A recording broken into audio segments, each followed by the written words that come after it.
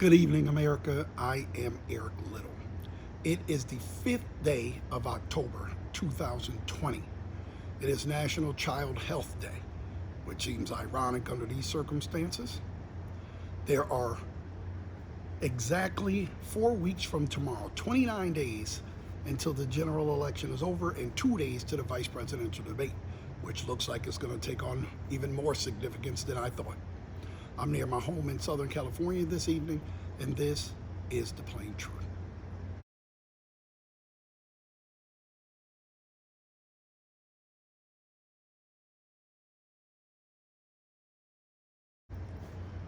So, supposedly the president has COVID.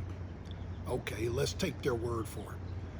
This from a White House who's told, 27,000 lies. But assuming he has it, let's look at some of the things he's done since then. First, the doctors for the president are steadily lying to a nation who has a right to know how their president is doing. It's supposedly the super spreader event was the confirmation announcement for Amy Coney Barrett. An event, by the way, that shouldn't be taking place anyway because they shouldn't even be announcing this. But now all these people, Mike Lee and the president, and now Kayleigh McEnany this morning, and Chris Christie, and all these people are now testing positive for COVID. It's likely Trump knew he had COVID when he went to that debate. I don't know if he was trying to infect Joe Biden on purpose or whatever, but he knew. His timeline doesn't make sense. And he definitely knew on Thursday when he went to that fundraiser in New Jersey. Now think about that for a minute. The president of the United States knew he had an infectious disease. They told him on Marine One when he was on his way to Andrews. He could have easily just turned the helicopter around and said, we have to cancel this event. He went anyway, affecting his own donors, not to mention the wait staff and everybody else who works there that's in contact with these people. He endangered all of them. He doesn't care. I would have thought, maybe this will be a lesson. He will have learned something from this. Nope.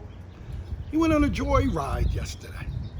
He ordered the Secret Service to put him in a car and drive him around so he could wave to his supporters. The Secret Service, being employees of the president, really didn't have a choice. But I want you to think about this. He's in a car. Now, this isn't a regular car like a Honda Accord or something. This is the presidential limo, which is hermetically sealed so that no chemical attack can get to him inside. So it's even more dangerous for the Secret Service people that are in the car with him for nothing more than political theater, a show of strength. You know what strength is, Mr. President? It's actually doing what you're supposed to do, no matter how it looks. So he put the Secret Service agents in the car with him in danger. Now they have to quarantine for 14 days, and hopefully they won't get sick. The people who had to dress him and get him to the car and all that kind of stuff, that was completely unnecessary. So he hasn't learned anything. The Secret Service agents, they now have to go home and their families are in danger. And everybody else that he put in danger with this. You know what else it is? It's a slap in the face to everybody who couldn't visit their family while they were dying of this due to his negligence. All the families that had to say goodbye to their loved ones over Zoom or FaceTime or never got a chance. It's a slap in the face to every single one of those people who had to die alone in a hospital because they weren't allowed any visitors. Their family on pins and needles hoping they get better. It was a slap in the face to all of them. Look, I know these Trump fans at these rallies won't care. I know they won't. But for normal people, this can't be what you want out of a president.